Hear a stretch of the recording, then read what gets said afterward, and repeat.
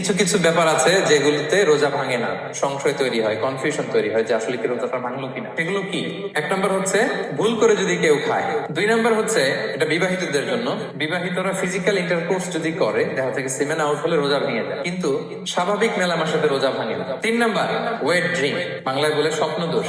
ঘুমের মধ্যে এমন কিছু দেখলেন ফলে আপনার সিমেন আউট হলো, আপনার রোজা ভাঙবে না, শুধু আপনি ঘুম থেকে উঠে ফরজ গোসলটা করে নিলে হবে। চার নাম্বার হচ্ছে ব্লাড টেস্ট, ব্লাড টেস্ট করলে রোজা ভাঙে না। পাঁচ নাম্বার হচ্ছে অনিচ্ছাকৃত বমি। ছয় নম্বরে নোজ ব্লিডিং, নাক দিয়ে রক্ত ঝরলে মানুষের রোজা ভাঙে, আনলেস যদি অনেক বেশি অ্যামাউন্টের হয়, আপনি ক্লান্ত হয়ে পড়েন, তখন আপনি রোজা ভাঙতে পারেন। সাত নাম্বার রোজা রেখে দাঁত ফেলতে পারবো কিনা, দাঁত ফেললে যে রক্ত বেরোয় এতে রোজা ভাঙে না। আট নাম্বারটা হচ্ছে ইনজেকশন, রোজা রেখে ইনজেকশন দেওয়া যাবে কিনা। কিছু কিছু ইনজেকশন দেওয়া যাবে, কিছু কিছু দেওয়া যাবে না। কোনগুলো দেওয়া যাবে না?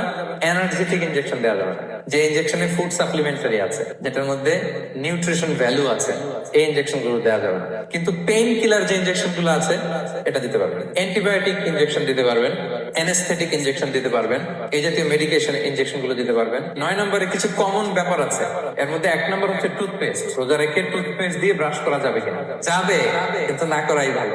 আই ড্রপ দেওয়া যাবে। এরপরে ডায়াবেটিক পেশেন্ট যারা আছে তারা ইনসুলিন দিতে পারবেন, এত রোজা ভাঙে।